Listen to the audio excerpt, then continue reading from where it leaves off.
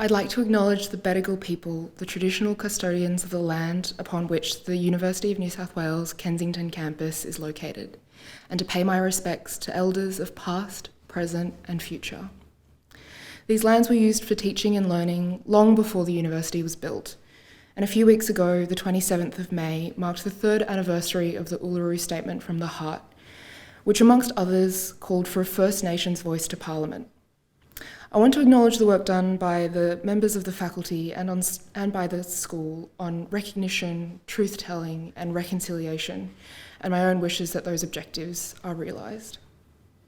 A warm welcome to you all, and thank you from wherever you are tuning in to the first virtual event marking the launch of Volume 43, Issue 2 of the University of New South Wales Law Journal. It's an honour and a privilege to be kicking off the event tonight. My name is Antonia, and I am the Executive Editor of the journal. This evening, and the issue of 12 academic articles to be published, represents a tremendous calibre of legal writing and commentary, and countless hours of work. Condensing the acknowledgements and thanks owed to the production of this issue is no small feat, but I will try my best. First, I'd like to extend our deep gratitude to the Honourable Sarah Derrington, Justice of the Federal Court of Australia and President of the Australian Law Reform Commission, for giving her time to deliver the keynote address on the launch topic for tonight, evaluating statutory reform. I'd also like to express a sincere thank you to our premier sponsor, Herbert Smith Freehills, for their steadfast and unwavering support across the decades, without which none of the work that we do or this production would be possible. Thank you especially to Rachel Koch and to Graham Johnson, partner from the firm, who's very kindly made himself available to speak. I'm tremendously lucky to have worked with such a dedicated, entirely voluntary student editorial board, and I'm humbled by the calibre of the journal as one of the leading generalist legal publications in Australia. Thank you to the issue editor, Tom Milner, who has truly upheld an exceptional level of commitment, dedication, and attention to detail in the production of this issue. It's been a pleasure working with you throughout this year.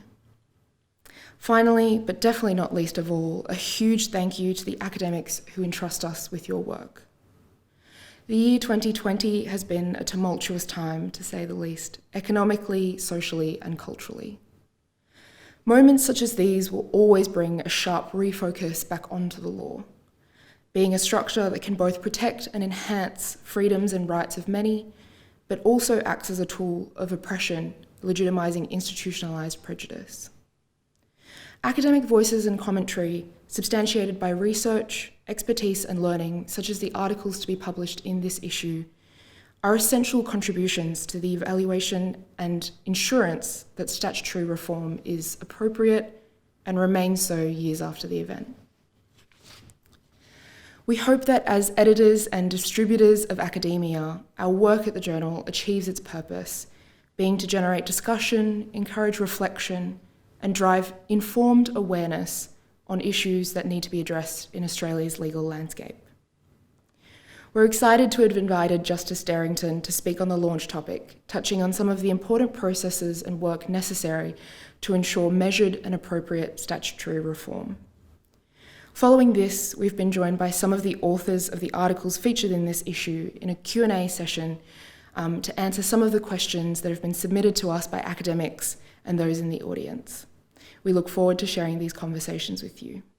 But for now, I'd like to welcome Herbert Smith Freehill's partner, Graham Johnson, who is a commercial litigation partner who has expertise in public law and has worked closely with statutory reform, to say a few words. Thank you, Antonia. And I would also like to acknowledge the traditional owners of country throughout Australia, recognise their connection to land, waters and culture, and pay my respects to their elders past, present and emerging. And it's with great pleasure that I take this opportunity to say a few words about the Law Journal and this launch of Volume 43, Issue Number 2. The relationship between Herbert Smith Freehills and the New South Wales University Law School Journal, as Antonia said, is a close one and a long-standing one. Indeed, it dates back some 38 years. The firm has been a sponsor of the journal since Volume 5, Issue 1, published in 1982.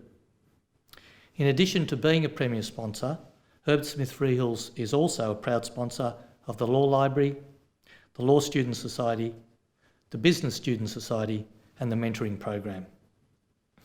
We also have a strong University of New South Wales alumni presence across all levels of the firm. It was 28 years ago that Guido Calabrese published his work, A Common Law for the Age of Statutes.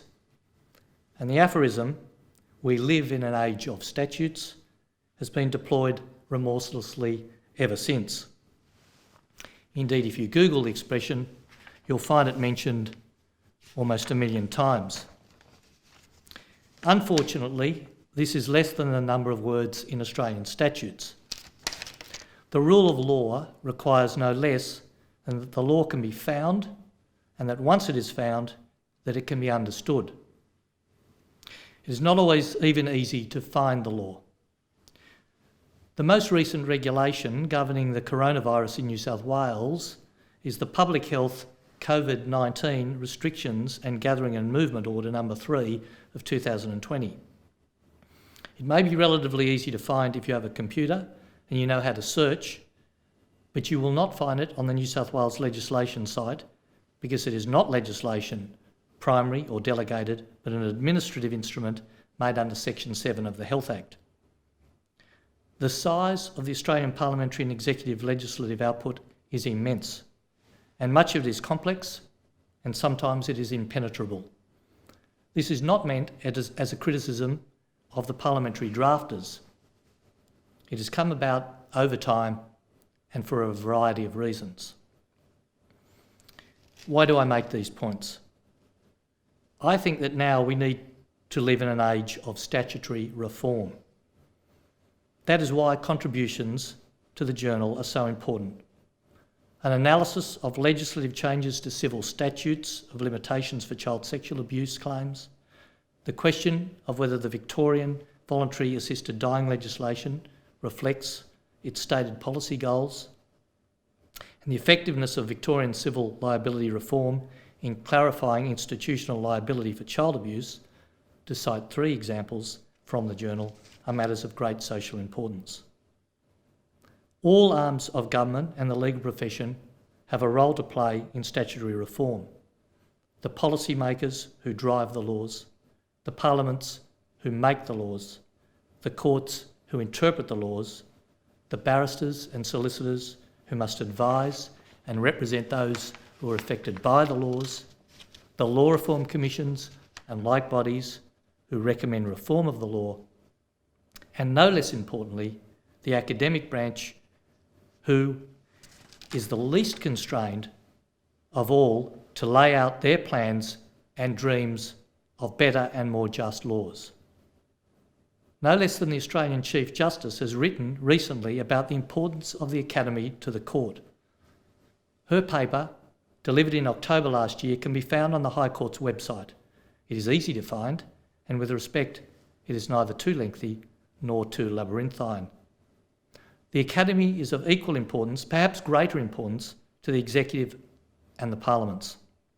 First comes the policy, then comes the legislation, then comes its application and interpretation. At these difficult times, when we are confronted by issues of a highly charged nature, the law, both statutory and common, becomes more visible and its injustices more evident.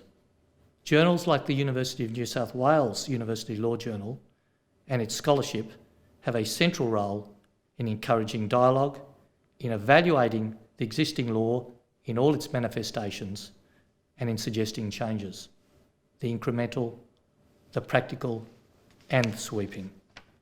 I congratulate the authors, the editorial board, their staff and others associated with this issue of the journal, and I'm delighted to pass the virtual baton to Tom Milner, the editor, who will formally introduce the issue and the topic for further discussion. Thank you. Thank you very much, Graham.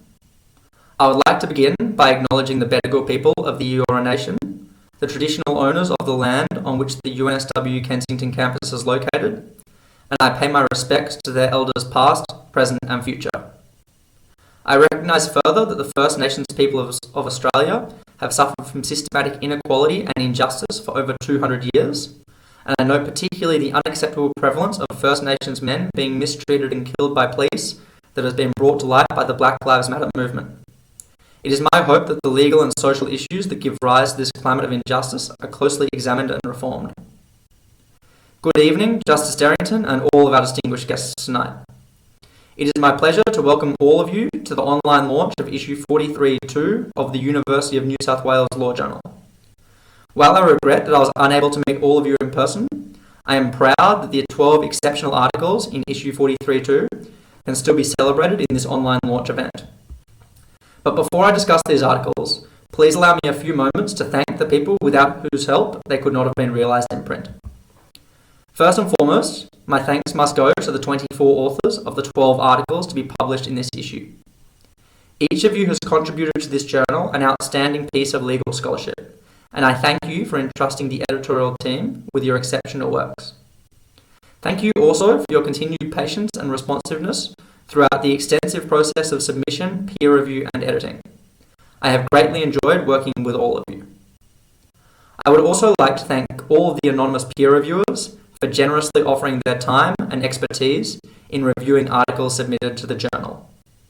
As an entirely student-run publication, your insights are fundamental to our continued existence and success. Next, I would like to thank Herbert Smith Freehills for their support of issue 43.2 and their flexibility in exploring digital alternatives when the planned in-person launch event at the Herbert Smith Freehills offices became unfeasible. We greatly appreciate the ongoing support of our three premier sponsors, Herbert Smith Freehills, King and Wood Mallisons, and Allens. To our faculty advisors, Rosalind Dixon and Gary Edmond, I would like to extend a very special vote of thanks.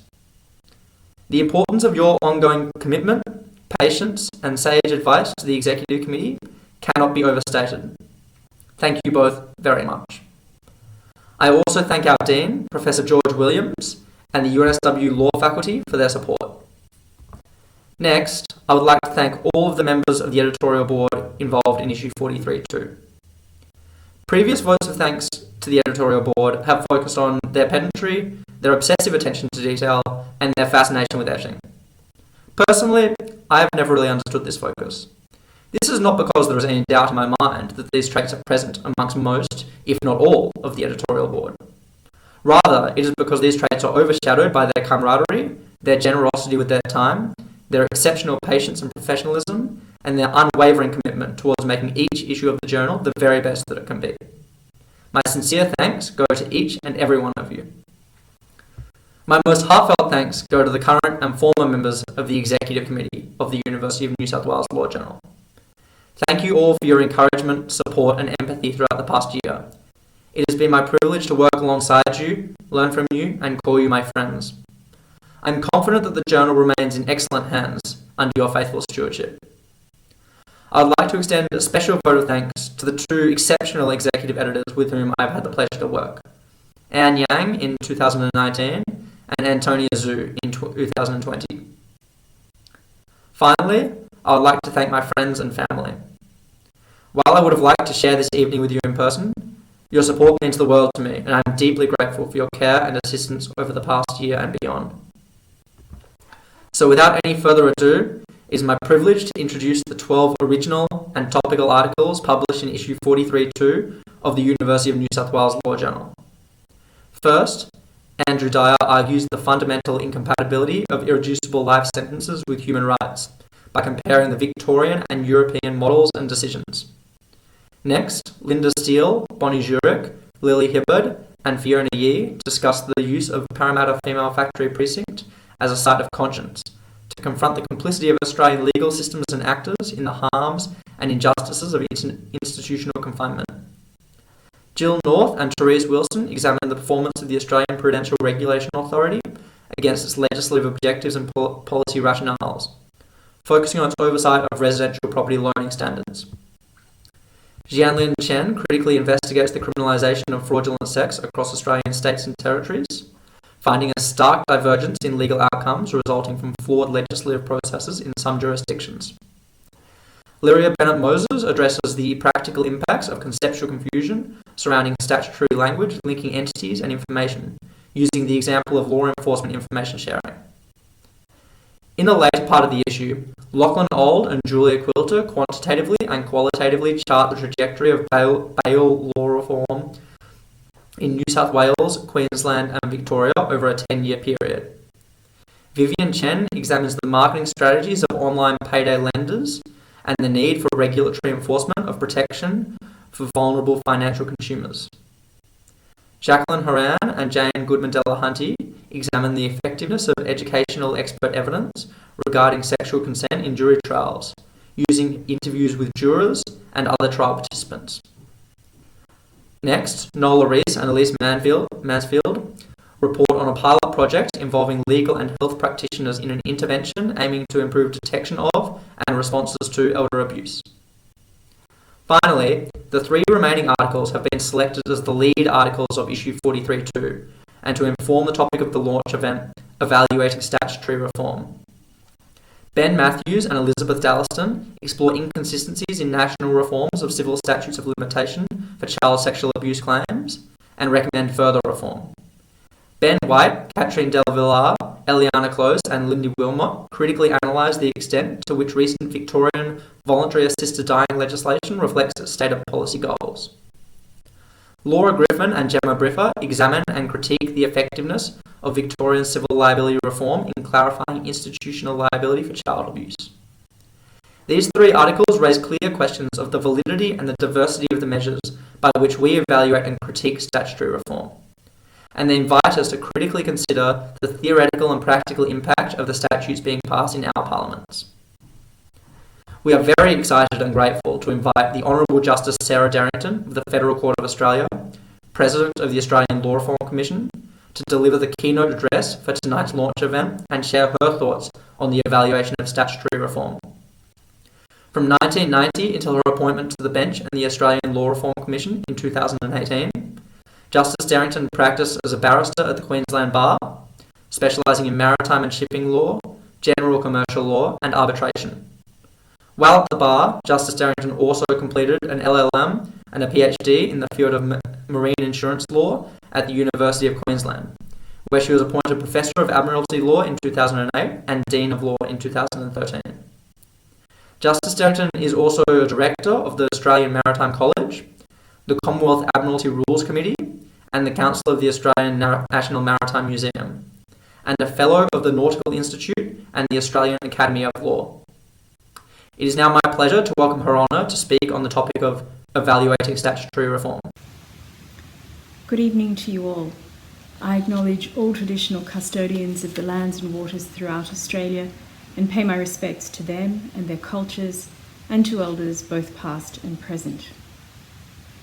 I'm very pleased to have been asked to speak at the launch of this valuable issue of the UNSW Law Journal, which addresses the important topic of evaluating statutory reform, and offer my congratulations to the editor, Mr. Tom Milner, and to all of the contributors.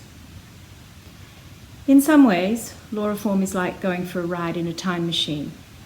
We start in the present and have a look around us to find that the landscape is unsatisfactory. We decide to travel to the past to understand how the law operates, in principle as well as in practice. The past, after all, is a foreign country. People do things differently there. Then, with a bit of experimentation, perhaps even trial and error, we arrive at what is hopefully a better and brighter future. And it is in this moment that scholarly debate becomes really important, when we step out of our transport and survey our brave new world. Are we living under the benevolent hand of Shakespeare, or under the dystopian regime of Aldous Huxley? If we do find that the future is not so much better or brighter, or if it's shot through with light and shadow in equal measure, this is when we take a moment to pause and consider the effect of law reform through the critical lens of academic discourse. This moment of reflection is critical because the reality is simply this: the process of law reform often runs into unexpected difficulties. In this edition of the journal, we are reminded of the inconsistencies and uncertainties that inevitably remain after the implementation of even the most thorough process of law reform. In particular, this is brought to our attention by Ben Mathews and Elizabeth Dulliston through their analysis of civil statutes of limitation for child sexual abuse across Australia's states and territories, and by Ben White, Katrine Del Villar, Eliana Close and Lindy Wilmot in their discussion of Victoria's Voluntary Assisted Dying Act. Also by Laura Griffin and Gemma Briffa through their interrogation of Victoria's civil liability laws in relation to organisational child abuse. And it is essential that those of us at the front line of reform continue to keep this reality at the forefront of our minds, not just when working on current references, but also when considering and evaluating, as the ALRC is required to do under our statute, what areas of law might be in need of reform. We hope that we were sufficiently cognizant of this issue when embarking on our most recent publication, The Future of Law Reform, a Suggested Programme of Work 2020 to 2025. This was a novel project for the ALRC, one in which we sought to determine the most pressing areas of law reform suitable for an inquiry by the ALRC, and so to develop an ongoing programme of law reform over the next 5 years. I mention this project this evening because of the value to it of the contributions made by so many members of the Academy. I also do so in the hope that some of you here may be inspired to contribute to the development of future programmes for reform and to assist us to improve and enhance the process. So, where did we begin? Well, we began by conducting research into recent and publicly available suggestions for law reform in academic publications, as well as in a variety of other outlets for civil discourse, in curial and extracurial writings, and in recent reports of law reform agencies in other jurisdictions. From this work, we released a preliminary analysis paper which included 7 example law reform topics, and also a paper focusing on the limitations for law reform that we had found had been imposed by the Constitution. We then embarked on an exciting, although potentially overwhelming task of engaging with the public as broadly as possible. It is often said that law is a reflection of social values and community standards. For French sociologist Émile Durkheim, law is identified with the collective consciousness, the totality of beliefs and sentiments common to average citizens of the same society. If that is the case, then it is certainly true that law reform is too important to be left solely to the lawyers. Accordingly, it's critical for the ALRC to engage in extensive and comprehensive public consultation, seeking to draw consensus and find common ground. Indeed, public consultation is one of the most essential ingredients in the ALRC's research methodology and has been since our inception. There is a real and irreplaceable value in hearing the voice of the public. This is self-evident in the contribution to this edition of the journal by Jacqueline Horan and Jane Goodman-Delahunty, whose research process involved interviewing jurors and trial participants to analyse the use of expert evidence to combat common misconceptions about consent. For the Future of Law Reform programme, the main way in which the ALRC invited the views of the public was through an online survey. While using SurveyMonkey was somewhat novel to the ALRC, we can trace the use of public questionnaires back to one of our very first reports, Alcohol, Drugs and Driving. During that period of time, of course, the internet had not yet been invented, so the opinion poll was disseminated through the Canberra Times. Participants had to pay a postage fee to return their response. I imagine if we tried that nowadays, it would significantly reduce the response rate. Through the years then, we can see that from our earliest days, the ALRC has prioritised engagement with the public, and not merely in a symbolic fashion, but with full spirit and verve. Indeed, our first president, the Honourable Michael Kirby AC, even had a regular spot on daytime television, something I hasten to add that I am not seeking to emulate. From the online survey for the Future of Law Reform program, we received hundreds of responses. Some of these responded specifically to the 7 suggested law reform topics, whilst others raised hundreds of other ideas for potential topics. And these ran the gamut from cellular and genic science to the effective regulation of services targeting people at risk of financial hardship to motorcycle licensing in Victoria, something well outside our bailiwick. In this edition of the journal, Vivian Chen has been particularly prescient in her examination of the marketing strategies of online payday lenders, highlighting the necessity of safeguarding vulnerable financial consumers, a matter which was the focus of many responses. Of course, our research was not limited to the online survey. Throughout the process, we co-hosted a series of public seminars in conjunction with law schools around the country, held conversations with particular focus groups, corresponded with state and territory law reform bodies, and consulted widely with stakeholders, including government departments and industry bodies. Ultimately, we arrived at 5 areas of law considered to be ripe for reform. First, automated decision-making and administrative law, focusing on fairness, transparency, accountability, and timeliness. Next, principle-based regulation of financial services in the light of the Royal Commission into Misconduct in the banking, superannuation and financial services industry. Defamation, emphasising modernising, rationalising and enhancing the law and its practical application. Protections for public interest journalistic activity and whistleblowers in the public sector. And finally, an examination of appropriate corporate structures for social enterprises. The importance of principle-based financial regulation is reflected in the contribution by Jill North and Therese Wilson to this edition of the journal, in which they explore APRA's oversight of residential property lending standards. In some ways, the topics we arrived at in our program were constrained by our circumstances. We needed to be mindful to select issues of law which are suitable for an inquiry by the ALRC as an independent, non-political Commonwealth agency. Significantly, we have specific functions prescribed by statute. First is to systematically develop and reform the law, particularly by bringing the law into line with current conditions and ensuring that it meets current needs. Removing defects in the law, simplifying the law, adopting new or more effective methods for administering the law and dispensing justice, and finally providing improved access to justice. Given these specific functions, we applied selection criteria to determine which topics should be prioritised. We asked ourselves, to what extent is the existing law problematic? What are the potential benefits of reform?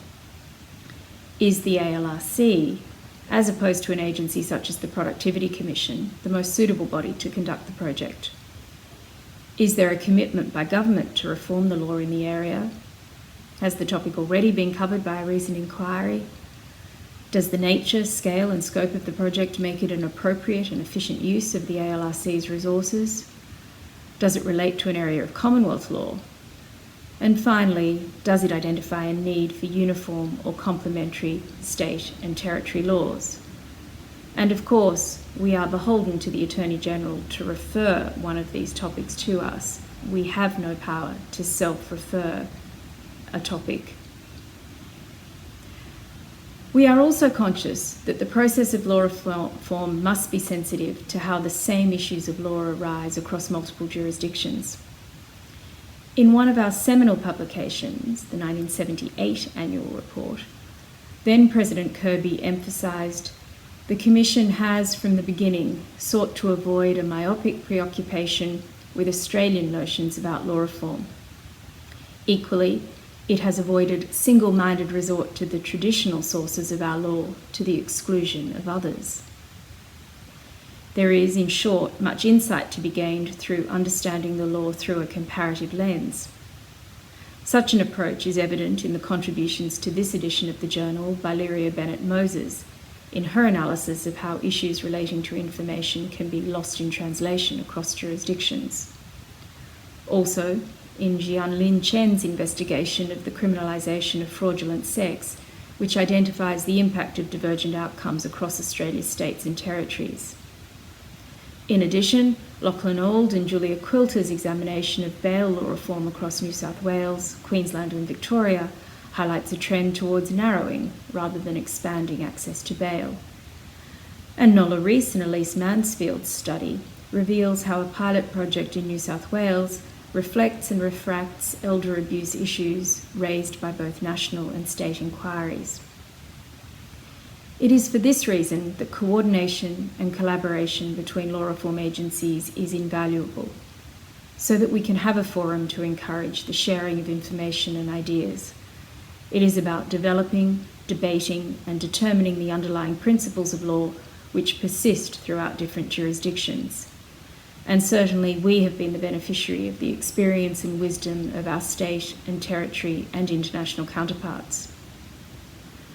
To be clear, coordination and collaboration between law reform agencies is not about taking a didactic approach to law reform. It is neither necessary nor desirable for the law to be the same across all jurisdictions. In fact, this kind of legal transplanting can cause serious challenges. As Ismail Kausikal, the then Attorney General of Vanuatu, emphasised at the Australasian Law Reform Agency's conference in 2008, new laws in all jurisdictions are often inspired by foreign practices.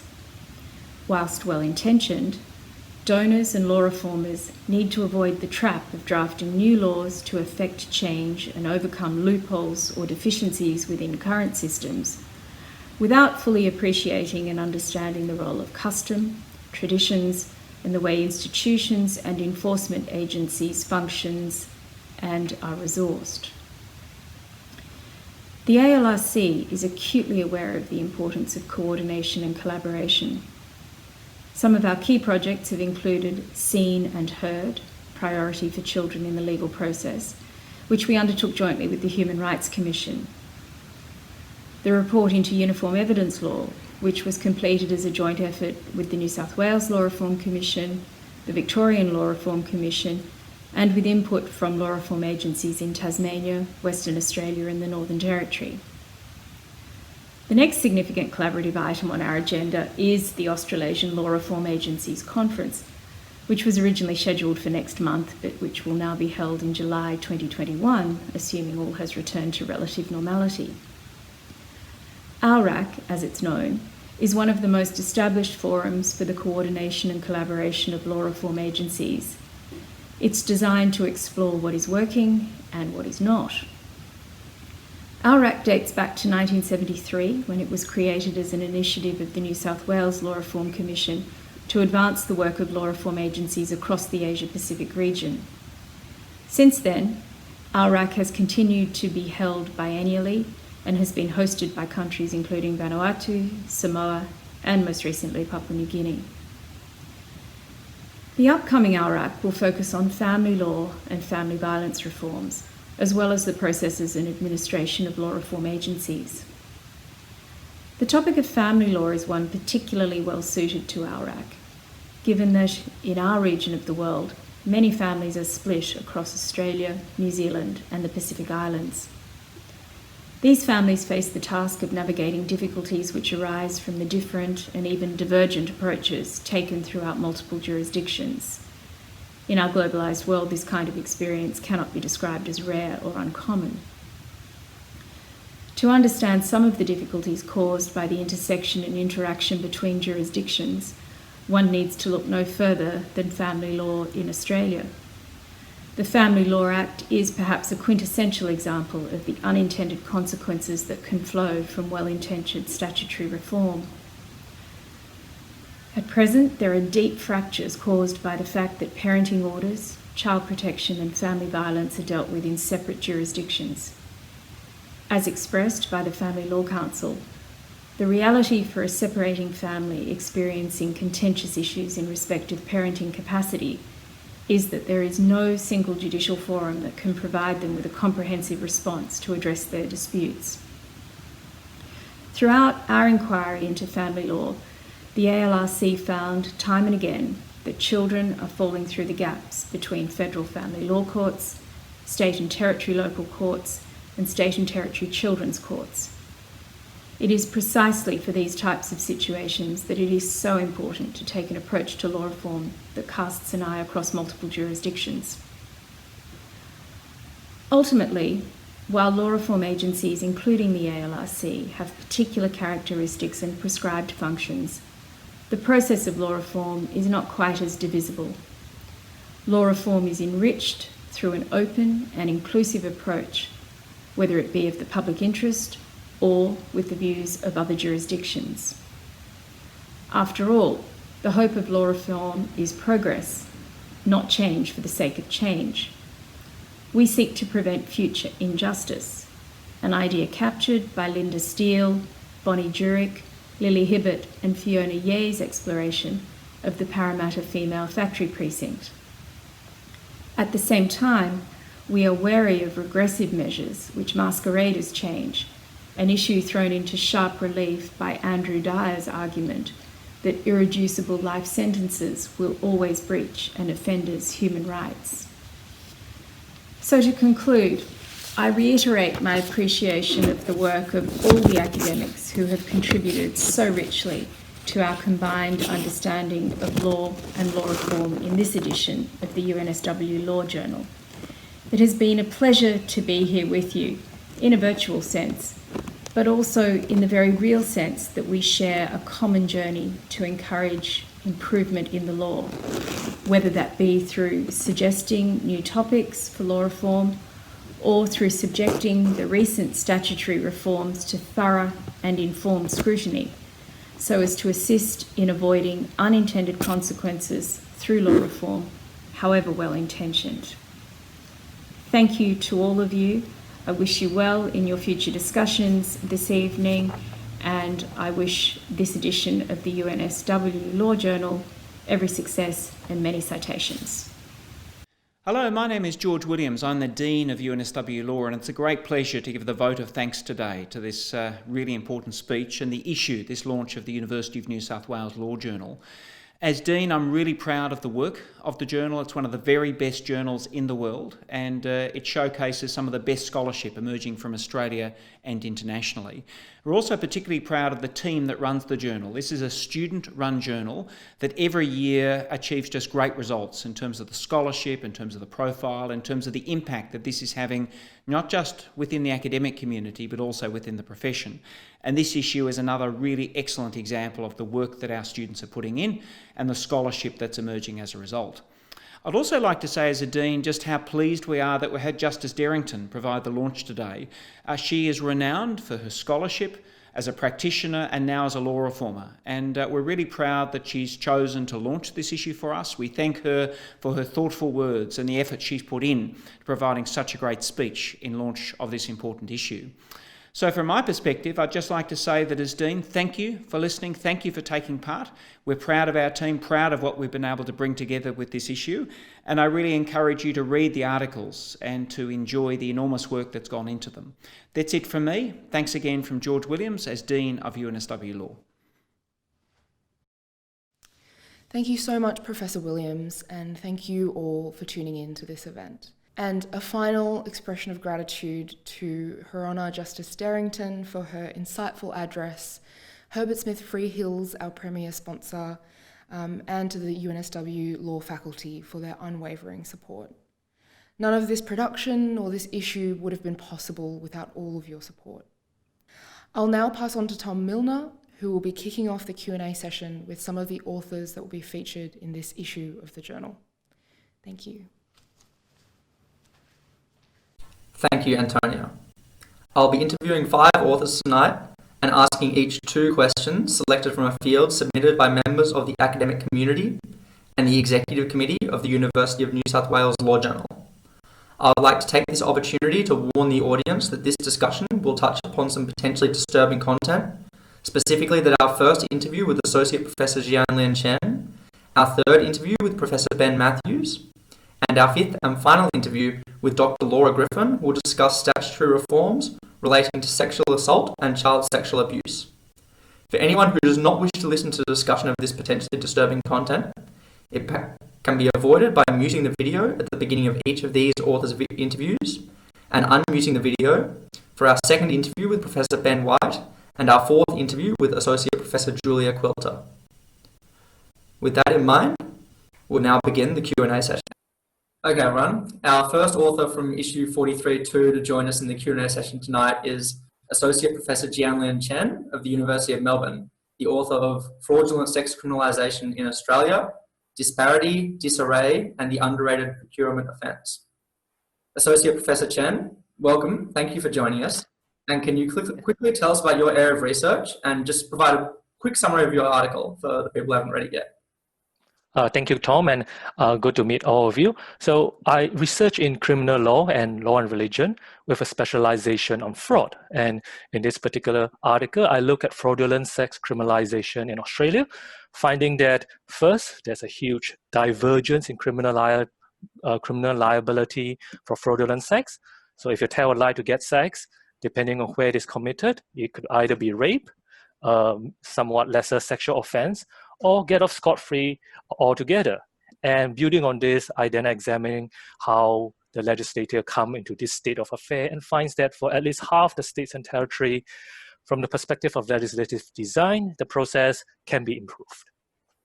Okay, thank you very much. That sounds very interesting. So we've got 2 questions for you today. Our first question is from Associate Professor Wendy Larcombe at the University of Melbourne.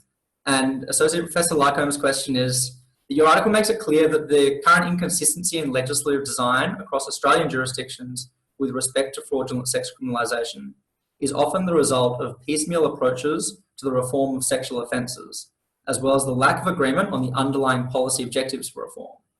You've recommended legislative changes that would improve the current provisions in a number of jurisdictions. Can you also suggest processes and practices for the development of legislative reform that would prevent the kind of errors, omissions, and inconsistencies you have identified here from occurring in the future? Thank you, Professor Lacombe.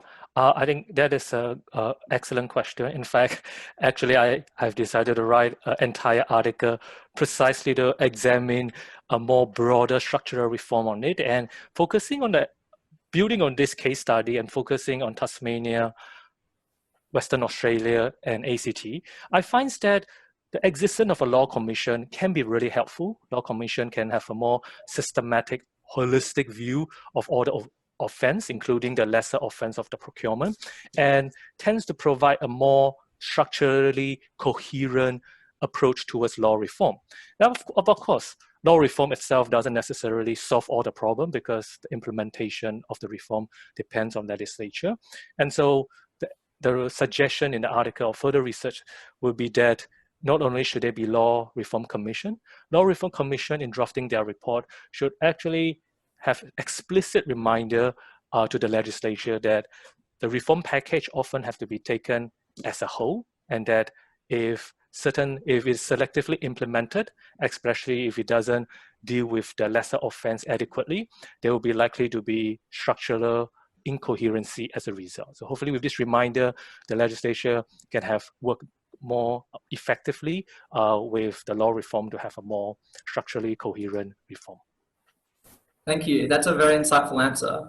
And certainly the place of law reform commissions and their role in, I guess, the process of law reform is something that's very interesting and something that was touched upon by our keynote speaker, Justice Sarah Derrington, in her keynote address earlier tonight. So our second question for you is from Professor Simon Rice from the University of Sydney. And Professor Rice says, you argue for the formulation of a coherent legislative framework, regardless of one's policy preference as to the extent to and the manner in which fraudulent sex should be criminalised. But wouldn't one expect different policy positions among the jurisdictions to lead to differences in the extent to and the manner in which fraudulent sex is criminalised?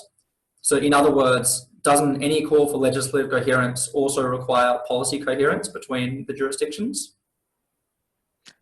Thank you again, Professor Rice, for the question. And I think this actually gives me a good opportunity to clarify that here, the structural coherency really is jurisdiction specific. So I take that, I accept, and I think it is a good thing in many ways that Australia is a federal criminal system, which by implication means that the law across the state and territory should be, could be different. And in that sense, there's nothing wrong with certain states having different policy outcome on the issue of fraudulent sex. Although I would also add that, and this again reflects a bit on the question Professor Lacombe talked about, is for the legislature to come out to really have a good implementation of the underlying policy concern, it needs to get the policy right. And that is actually, for fraudulent sex criminalization in particular, actually something which it hasn't really been done. That even in states which from at the face of it have a good policy structure, have a good legal structure. In terms of prosecution, you can still see that many states and jurisdictions is still uncomfortable with the idea that fraudulent sex should be criminalized, even if there are laws, whether through rape or through the procurement offense, essentially punish all fraudulent sex as rape. So there's definitely the need for a deeper conversation in many jurisdictions on this particular issue. Okay, thank you very much. That's also a very interesting answer, and there's definitely a lot more work to be done by the legislature and academics and law reform commissions on this topic. So I imagine we'll be talking about this for quite a long time in the future. Thank you very much for your time tonight and for your insightful answers to both the questions. Thank you. Okay, thank you very much. And the next author to join us tonight will be Professor Ben White of the Queensland University of Technology, co-author of Does the Voluntary Assisted Dying Act Reflect Stated Policy Goals? All right, Professor White, welcome and thank you for joining us. And can you just quickly tell us a bit about your area of research generally and also summarise your article in this issue for the benefit of our audience? Sure. My name's Ben White. I'm a professor in the Australian Centre for Health Law Research in the Faculty of Law at QUT. And my work focuses almost exclusively on end-of-life decision-making, and in particular, voluntary assisted dying. And that's the subject of the article that's in this issue of the University of New South Wales Law Journal. The title is about does the Voluntary Assisted Dying Act of Victoria meet its regulatory goals? And essentially what the exercise was to do was to step past some of the pros and cons of should we have legislation or not, but instead to look at the policy goals that the legislation itself is seeking to achieve, and then evaluate whether key parts of the legislation did in fact meet those policy goals. Some of the conclusions that we found were that in key respects the legislation didn't align necessarily with its own policy goals, and that has implications for Victoria as it's implementing voluntary assisted dying, but it also has implications for other states in Australia which are actively considering reform as well. Thank you, Professor White. And it's really interesting to see, I guess, this method of evaluating a statute by reference to not normative goals, but looking at what the legislature actually said the policy should be, and then comparing does it measure up to that, which makes a lot of sense to me. And that's a really interesting part of our launch topic, evaluating statutory reform, where we're looking at the different ways in which, I guess, legislation can be measured, and academics in the community can say, does this measure up to what it should? So our first question for you today is from Professor Ian Freckleton of the University of Melbourne.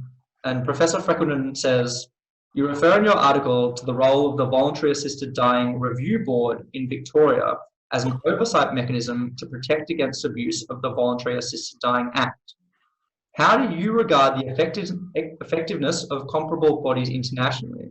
And do you regard the Victorian board as likely to be able to achieve meaningful accountability for the voluntary assisted dying regime in Victoria? So I guess I'd answer that question by noting that the Victorian model is similar to what's happening internationally. Most, as the question notes, most VAD systems have oversight body which collect and publish data about how the system's operating. Some of those concerns which have been foreshadowed in the question talk about things like that producing data alone is not enough, or that questionable cases may not be appropriately pursued or dealt with. There's probably not time to pursue those issues further here, but I do note they have had some responses to those as well. And the real question, I think, for us is how the Victorian Voluntary Assisted Dying Review Board will operate. In terms of the model in Victoria, there's perhaps two things I might mention. It reviews voluntary assisted dying both before it occurs and after. So there's a process to receive and review forms and documentation submitted during the assessment process. And each case is actually reviewed to see whether or not it complied with the law. That's unusual, both before and after assessment of voluntary assisted dying. Internationally, generally, it's only after the event. At this point, it's probably too early to tell how the Assisted Dying Review Board is operating. It's a new body and there's actually only limited evidence. The reporting that it's done to date is only on the first 6 months. There's some indications from that there's a fair bit of rigour in that process. For example, in the first 6 months of operation, I think the report talks about 83% rather of cases required forms to be returned for clarification or more information. So that suggests there is a careful engagement with these forms when they're coming in before voluntary assisted dying is provided. There's also been a VCAT case which revealed a little bit about the practice of Safer Care Victoria, which supports the board, which demonstrated a very rigorous approach to questioning issues of residency in Victoria, one of the eligibility criteria. But there are some questions that remain. For example, in the report I mentioned the board produced, there were 52 deaths listed, but there wasn't data there, which of course would need to be de-identified. There wasn't data about things like age, gender, underlying illness, or whether the person received palliative care. So in terms of what might be needed to achieve that sort of meaningful accountability that Ian is speaking of, there's probably three things I'd say. Resourcing is one. A robust oversight mechanism has to have resources to be able to undertake these functions. Two is transparency and openness. This is critical for public confidence, and it also promotes good decision making as well. So this would include making public some of that data I mentioned before with that demographic information. And the third, I think, is rigour in reviewing those cases in the system as a whole. And this goes beyond just producing statistics. And one way to do that is through research. I mean, that's been done overseas where you have a really robust critical lens laid over how the system's working by researchers to know what we can think about confidence in the system. So still early days, and it'll be important to keep reflecting on how the board can best provide that critical oversight of the VAD system as a whole. Thank you, Professor White. That's very interesting, and perhaps, as you said, it's very early days, so perhaps when there's more data on it, could be the subject of further academic research as to whether it is meeting those goals and providing meaningful accountability. Indeed. Our second question for you tonight is from Professor Margaret Odlowski of the University of Tasmania. Professor Odlowski asks, do you believe that the Voluntary Assisted Dying Act's default method of self-administration without direct medical supervision strikes the right balance between weighing up the benefit for doctors not to be directly involved in the administration of assisted dying, except where the patient is physically unable to self-administer, and the protection of patients, given the greater risk potential of such a model? So this legislative default for self-administration, in our view, isn't justifiable. And indeed, applying the Act's own policy goals, we think that conclusion follows as well. The policy goals of the VAD Act do not support, in our view, making self-administration the default approach of receiving voluntary assisted dying. To give a quick snapshot of the law, so the default is that the person, self-administration, must take the medication themselves, which they take at a time of their choosing. And this is different from what's called practitioner administration under the legislation, where the medication is actually administered by a doctor. So that's also authorised, but only permitted if the person physically cannot take or digest the medication. So if we looked at this question through the lens of those the policy goals, Some of the policy goals that emerged from that, the nature of the article, I'll talk about in applying to the context of self-administration. One is about the policy goals of safeguarding the vulnerable from coercion and promoting autonomy. These are two really important, perhaps the most important policy goals under the legislation. We do acknowledge that it could be argued that making self-administration the default could ensure it's the person's choice. They have to take the medication themselves, so it clearly would show it is the person's through that act. But those same two policy goals, safeguarding the vulnerable and promoting autonomy, also argue against limiting assisted dying to self-administration without that medical supervision that might come from if it was given by a practitioner, for example. There's no need to check capacity or coercion with self-administration when, for example, the person may take medication 6 months later. They may be in a very different situation personally, which might give rise to coercion, or they may be in a different situation medically. They may no longer have capacity. That policy goal of autonomy that I mentioned would also favour allowing choice about how to receive VAD, and that would suggest providing a choice of either self-administration or practitioner administration. Indeed, where choice is available in overseas jurisdictions, evidence show that people generally, in fact, overwhelmingly choose practitioner administration. Of course, all of this requires the willingness of doctors to be prepared to do that, but that would only be by choice. The Act is very clear on protecting conscientious objection, which is built into the system. The last policy goal I might mention is high quality care. And this was an important policy goal that's listed not in the legislation, but in the ministerial expert panel, which was a blueprint for the Act. The goal of high quality care also points to allowing and permitting as not as the sort of exception to the rule, but rather than as a choice that a person could make, permitting practitioner administration. There's only limited evidence available comparing self-administration and practitioner administration, but that which does exist suggests that practitioner administration may in fact be the safer option with fewer complications. So when thinking about this question about whether the default of self-administration strikes the right balance, we would say no. Those policy goals, particularly of respecting autonomy and high quality care, point to permitting a choice to have practitioner administration and arguably a safer choice. Okay. Thank you very much, Mr. White.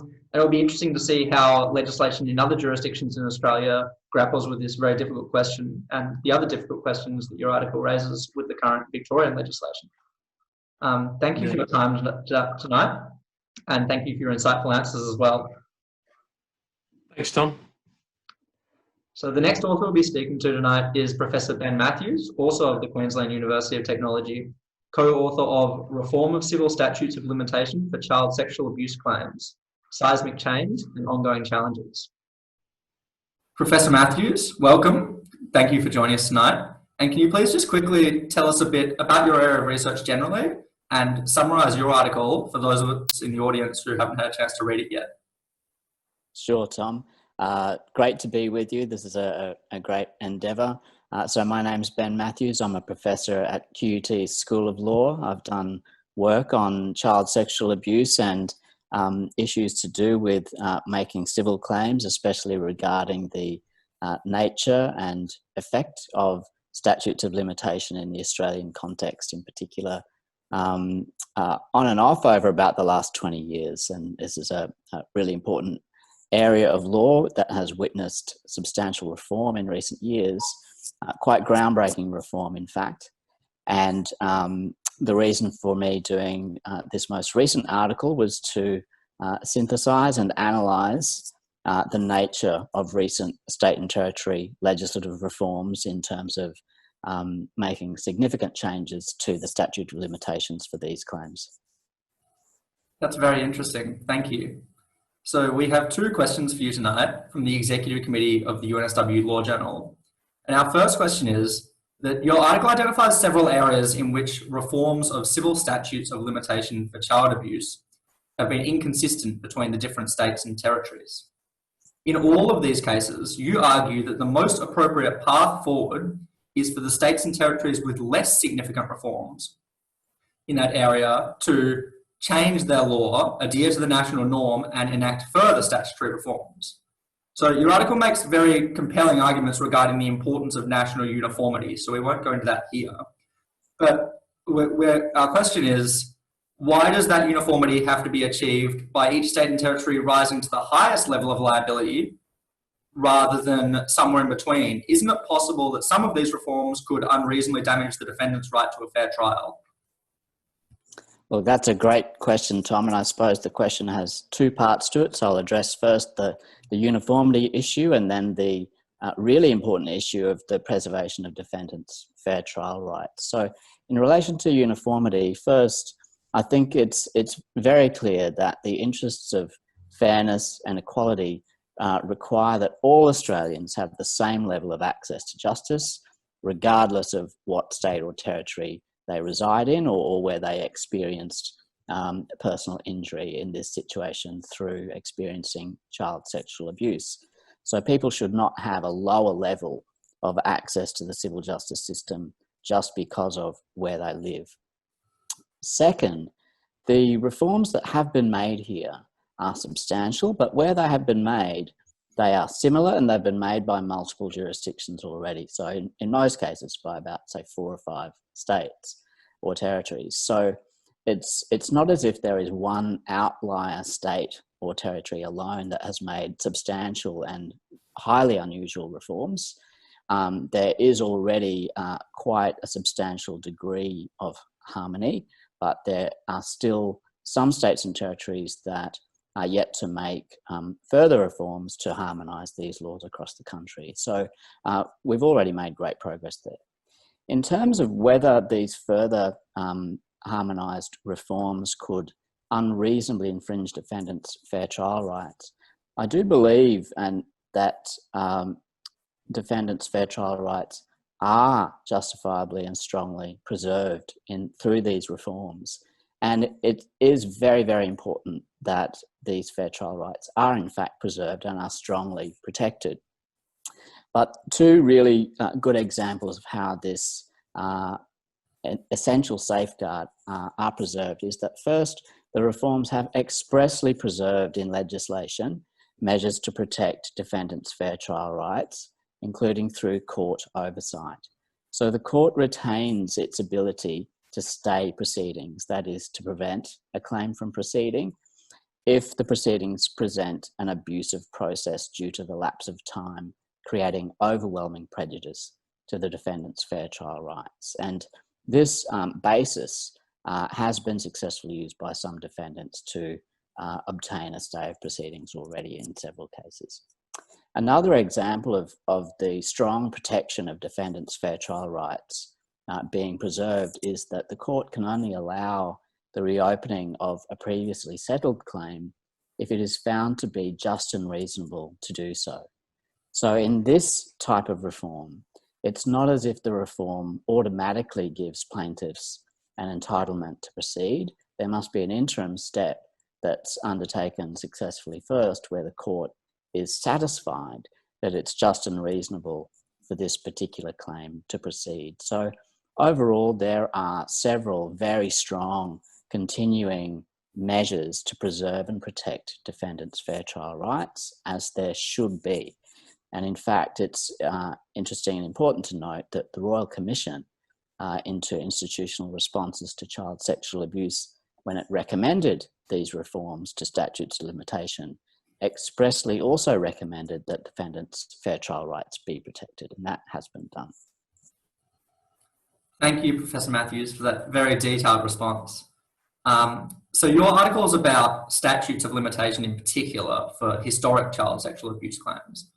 Our second question is a bit off-piste in that it is in an ordinary, and I use that word very loosely here, child sexual abuse civil case where no statute of limitations issues arise. Do you think that the substantive and the procedural law is currently balanced to ensure that plaintiffs have access to civil justice while still preserving the rights of defendants to a fair trial? And if not, what do you think is the most important change that could be made next to remedy this imbalance? You know, Tom, this is another great question, and I actually think it's not off-piste. I think it's central to any consideration of these issues, what we're really talking about here is the fundamental question of how well, how justly is the legal system set up to allow plaintiffs a decent chance of getting an opportunity to bring a claim and have their claim tested in court. This is a continuing and really important question, even with the substantial reforms that have been made.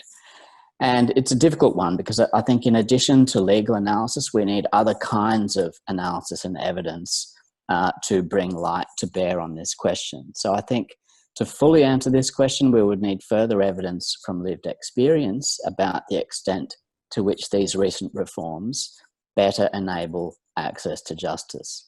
So it would be really interesting to track, for example, the number of claims brought under the new legal context and the outcomes of those claims. We could also look at other kinds of remedies in this domain, such as access to payments under redress schemes. We could then compare evidence about the number and outcomes of claims with evidence about the actual prevalence of child sexual abuse. And it always surprises people when I tell them that the best evidence we have to date shows that the actual prevalence of sexual abuse in Australia at the population level, even if we just consider severe or penetrative sexual abuse, is that 12% of women, that's 1 in 8, and 4% of men have experienced sexual abuse before they were age 16. Okay, so this is a widespread and serious phenomenon, and relatively few people do bring civil claims. We could also obtain evidence from survivors about impediments to bringing a claim or sustaining a claim under the new legal environment. So these are really important questions. I would have to say, to give a short answer to your question, overall, I would conclude that even with these reforms, a substantial proportion of survivors of sexual abuse as children will still be unable to bring a claim. And there's many reasons for this, including the cost of bringing a claim, the trauma involved, both emotional and psychological, lack of faith in the legal system for some people in particular, and the problem of impecunious defendants. So the situation is still somewhat lacking for many people. In terms of the second part of your question, what further changes could be made to remedy that imbalance? That's a question that I'll probably be considering for the next 20 years, Tom, and so will many others. It's really difficult to say. We lack robust evidence about what would be the most effective further reforms to better ensure plaintiffs have access to justice. On one level, some would probably suggest additional special measures are required to support plaintiffs in bringing these claims, many of whom find it really hard to even disclose their experience, let alone to revisit it in detail in a court proceeding. At a more radical level, some would probably think and suggest that the civil justice system itself is simply not well suited to these kinds of events and these kinds of plaintiffs and indeed defendants, and that a different, substantially modified kind of process to enable fact-finding and the testing of claims, perhaps through a specialised tribunal, would be more appropriate. I think it's difficult to predict what future changes will happen, but I think for sure, if our experience over the last 10 to 15 years is any guide, we're at the start of continuing beneficial change in this legal context. Yes, well, it certainly sounds like there's plenty of future reforms to come, and I'm sure we all look forward to your future work analysing them. Thank you very much for your time tonight, Professor Mathews. Thank you, Tom. Thank you. It's a pleasure. Thanks. Thank you. So the next author we'll be talking to tonight is Associate Professor Julia Quilter of the University of Wollongong, co-author of Changing the Rules on Bail, an analysis of recent legislative reforms in 3 Australian jurisdictions. Associate Professor Quilter, welcome. Thank you for joining us. And could you please just give us a very quick overview of your research generally and what area you work in, and also the subject matter of your article for those of us who haven't had a chance to read it yet. Yeah, thanks for having me. My name is Julia Quilter. I'm an Associate Professor in the School of Law, and my primary research relates to criminal law and criminal justice style policy generally.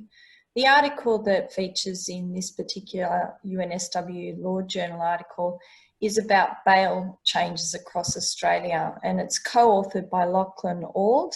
And in effect, what we're trying to do is track the way in which bail changes across Australia. And of course, there's been a lot of discussion about the way in which often law and order style processes address and change bail laws. And so what we're trying to do to see if there are any other influences on how the shape of bail laws change across time. Thank you, Associate Professor Quilter. So we have two questions for you tonight, both from the Executive Committee of the UNSW Law Journal.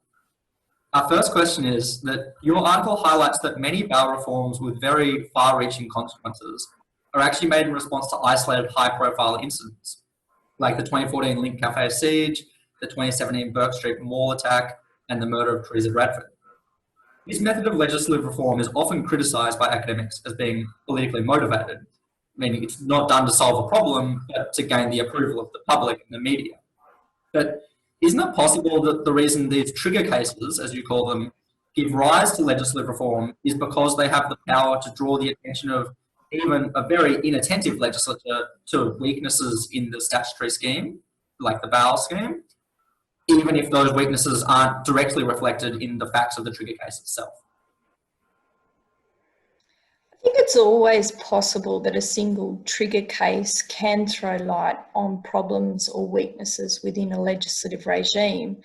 And I think it's always important for a government, in the face of what is often a very tragic event, to review the system to determine if there are failures and the ways that we might be able to improve the system. I think that's always an essential aspect of good operation in government. The problem is that rarely do such triggers lead to those types of reviews that are likely to uncover these kinds of systemic problems. Too often, with the speed with which they're done and undertaken in a context where there's significant media scrutiny that's often very critical to governments unless they're so-called tough on crime, means that we're unlikely to get, as a result of these reviews, anything other than a quick fix. And it's likely too that the review is going to lead to a sort of a net widening effect where more areas of the law are drawn into the changes than there is an evidence base for it. So of course it's important in the light of any trigger case, especially those that have tragic fatalities, to review the legislation, to review the system. The problem is not that, it's the process that is often undertaken, which is too fast and lacks evidence. That makes a lot of sense, thank you. And certainly the role of evidence in statutory reform, I think, is something that's getting a lot more attention in recent years than it used to. And I think, in my opinion, that's probably a good thing. Our second question is, so it appears from your article, and as far as I understand, this is the prevailing view among academics and law reform advisory bodies, in line with the conclusions of your article, that there is an ongoing trend in bail law reform of infringing further and further upon the fundamental rights of the accused in favour of a more punitive community protection or a tough on crime model. And this is, as far as I understand it, mirrored in the general criminal law. Now, making the assumption that this approach is wrong because it's not supported by evidence and it doesn't actually solve the problems it's trying to solve, but that it's politically popular, is there any real impetus for further reform to not follow a similar track? So in other words, what kind of trigger could actually make legislators start looking at the evidence rather than the opinions of the public and the media? So I think you're right that in the area of bail, often what we have seen is significant reform that is importantly underscoring community protection. But the problem is that it's at the expense of the accused rights, for example, in relation to the presumption of innocence. That's not always the case even in the area of bail. We have had, for example, in New South Wales, very consultative, good evidence-based law reform undertaken by the New South Wales Law Reform Commission in 2012, passed with bipartisan support, a very good act that eventuated. The problem is that often these things are unravelled when another trigger case arises, or something as the media scrambling over every kind of bad guy decision occurs. But I think it's important to recognise that in other areas of the criminal law, that's not always the case. That in actual fact, in some places, such as domestic violence and sexual assault law, we see a very different type of reform occurring. Even in the light of a trigger case such as Lazarus, in the area of sexual assault, we didn't see overnight changes to the criminal law in that space. What we saw was the Attorney General referring that matter off to the New South Wales Law Reform Commission. And indeed, we've now got law reform commissions in 3 states across Australia looking at the area again of consent law and sexual assault. So it's not always the case that a trigger will lead to fast, quick changes to the criminal law that impede on an accused right. In some other work that I've been doing, led by Professor McNamara, we've been looking at the difference between a trigger and the processes of pre-enactment changes to legislation. And in that work, we've actually identified a range of different ways in which the shape of the criminal law is changed. They do include what we've referred to as a single stage executive driven or a quick fix approach. But we've also looked at other areas where, for example, you actually have internal government agency initiated reform. And what we found, and it surprised us, that there's actually a lot of law reform that occurs that's really quite invisible in the media debates around these issues, and indeed in academic scholarship around internal agency initiatives. And that is particularly the case in relation to motor vehicle traffic reform, which actually affects some of the largest number of persons in our country. So it's not always the case that triggers have to lead to a particular type of process in law reform. And I think it's fair to say that certain areas, such as domestic violence and sexual assault, actually lend themselves to much slower consultative processes. The problem is, of course, that in other areas, such as bikie gang areas, terrorism, bail, they do tend to get caught up in the quick fix style process of law reform. Thank you for that very in-depth and interesting answer, Associate Professor Quilter. And I'm sure we'll all be very interested to read the results of your research with Professor McNamara when it is released. Thank you for your time and your insightful answers to both of the questions tonight. Thanks for having me. It was great to be here. So the final author we'll be interviewing tonight is Dr. Laura Griffin of La Trobe University, co-author of Still Awaiting Clarity, Why Victoria's New Civil Liability Laws for Organisational Child Abuse Are Less Helpful Than They Appear. Dr. Griffin, welcome. Thank you for joining us. And could you quickly please just tell us about your area of research generally and just summarise your article for those of the audience who haven't had a chance to read it yet? Thanks, Tom, for the opportunity to be a part of this launch event. My name is Dr. Laura Griffin. I'm a lecturer at the law school at La Trobe University. I research in a number of different areas, but most relevantly to this, I research in tort law and particularly looking at how tort law operates in its social and political context. I'm also managing editor of the Australian Feminist Law Journal.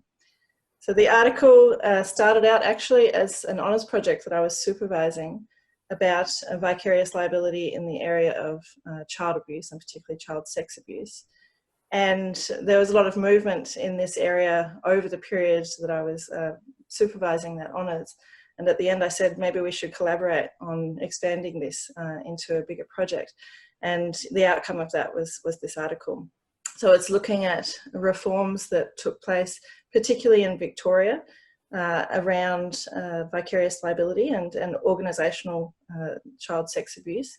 And towards the end, it sort of explained how those reforms came about and some of the problems with those reforms, and then with a little bit of comparison to other jurisdictions and how they've taken a different approach too.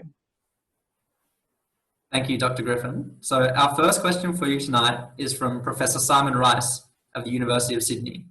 And Professor Rice says, do you have any insight into how New South Wales, in formulating the policy position behind its Civil Liability Amendment Organisational Child Abuse Liability Act 2018, avoided what you have identified as the problematic approach to vicarious liability in Victoria's Wrongs Amendment Organisational Child Abuse Act 2017? In other words, is there a more general lesson here for formulating sound legislative policy in light of common law complexity and uncertainty? I'd like to thank Professor Rice for this question. It's a great question. I think without having been on the Victorian Parliamentary Committee, it's difficult to say with certainty why or where they went astray, while other jurisdictions like New South Wales were later able to avoid those pitfalls. But I think we can make a few observations. The first of those, I would say, is that the legal barriers that were identified by the Victorian Betrayal of Trust report, they identified a number of different legal barriers. Certainly this was the most complex compared to something like statutes of limitations, where it was much easier to imagine what the solution would look like.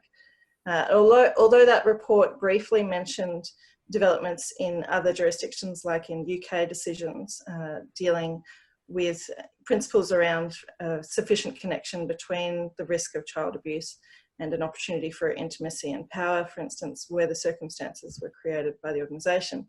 Perhaps it was difficult for that committee to imagine how common law from a different jurisdiction might translate into legislative reform in Victoria.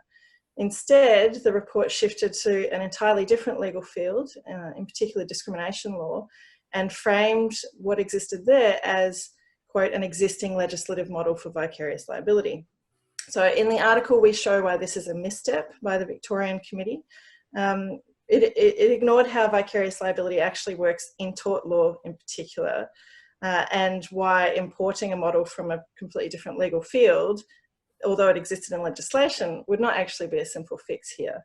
The two sound similar on the surface. They're both called vicarious liability, so perhaps it's an understandable mistake to make. And I think particularly for a committee that was comprised almost entirely of non-legal expertise. This wasn't a legal committee, it was the Family and Community Development Committee, excuse me. So also, I think, it's fair to acknowledge that vicarious liability and non-delegable duties is one of the thorniest areas of civil law, as we've seen by a lot of the conflicting interpretations given by judges and commentators too. So it's an understandable stumbling block. I think the answer to different jurisdictional differences is also one of timing.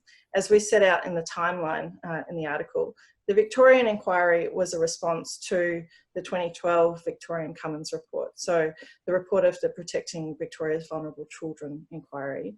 A more thorough analysis was provided much later in the Royal Commission's interim report on redress in civil litigation, but that wasn't provided until 3 years after the Betrayal of Trust report in Victoria had already set the reform agenda for Victoria. And I think once the reform possibilities were already set, the reform machinery was kind of set in motion in Victoria. When we had concurrent developments, the Royal Commission's interim report and also the High Court's decision in Prince Alfred, I think the Victorian Parliament seemed to take this as encouragement to get on with getting something done in this area, rather than understanding that actually this is a reason perhaps to return to the drawing board on what reforms should look like. When other jurisdictions like New South Wales followed, their reforms, by contrast, were very explicitly based on the Royal Commission's report and its sort of more detailed analysis, its bolder suggestion of how strict liability could be applied in this area. And they could also build on, of course, the High Court's approach in Prince Alfred, which is what they did.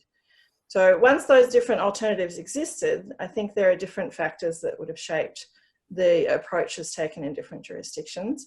And I think it's fair to say that politics could be a factor here as well. And it might be a reason why Victoria has decided so far not to go back and I would say fix its approach once the stronger examples from New South Wales and others have been set. In the parliamentary debates in Victoria, was boasting that its amendments striked what they called an appropriate or fair balance between protecting the interests of organisations and protecting the interests of victims. Certainly, the organisations that we're dealing with in this area are often very large and very powerful. So it's not simply a sort of technical legal question about when those organisations should be held liable. It's a political question too. So as for general lessons for law reform, I'm sure that we'll hear more on this from our keynote speaker as well, and the other authors presenting in this launch, and I'm really looking forward to hearing their insights as well. Thank you very much for that excellent answer. And I guess it's worth noting that even for defendants, a lack of certainty in the situations they will be liable and when they will be found liable or not is also not a good thing. So it's really not a great situation for anybody involved. So our second question for you is from the Executive Committee of the UNSW Law Journal. And the question is that your article acknowledges that plaintiffs in Victoria may still only fall through the cracks if it becomes the case that currently uncertain common law principles are decided in a certain direction in future cases. So examples include if the Prince Alfred test for vicarious liability continues to apply only to employees and not contractors, which is uncertain right now. If non-delegable duty is held contrary to the view of Neil Foster to not apply to religious or other institutions. And if non-delegable duty still, after the recent cases, does not extend to protection from intentional criminal harm, all of which are a bit uncertain, as your article acknowledges. Would it be preferable for these common law issues to be clarified by the courts before the legislative intervention, so that there's a clear starting point for that intervention and the law is clear to begin with? Or should the legislature clarify them immediately on the basis that the judiciary has had its chance and it's failed to do so? Yes, good question. And as you say, there remain a number of uncertainties in this area, unfortunately. I think even identifying the cracks through which victims may fall involves a range of questions of interpretation and a certain degree of conjecture as well. I think efforts by courts to clarify the applicable principles, as the High Court did to a great extent at least in Prince Alfred, are always a good thing and should always be welcomed. Especially given how messy the courts had left things, in the state before that, in Lepore. But of course, courts are always limited in that they must await the right case to come to them, and for it to be framed with the right arguments, raising the right legal questions and authorities to allow them to then offer that clarity. So we've often seen, as we did in Prince Alfred, that questions that went in issue or had sort of fallen away as grounds of appeal, or they weren't crucial for a particular judge or for the court to reach its decision. And that has included various questions, particularly around non-delegable duty in various cases in this area. They often end up falling by the wayside, and this means that gaps will continue to persist.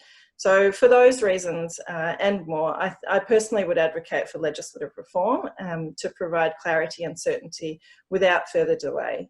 In this area, I feel there's just too much at stake. Victims have suffered so much already and have faced a myriad of legal barriers for so long. It's been wonderful to see legislative reforms attempting to address all of these barriers in turn across different jurisdictions. And I think really there's no reason for legislatures not to act and to set things right. Thank you, Dr. Griffin, for that very clear and logical answer.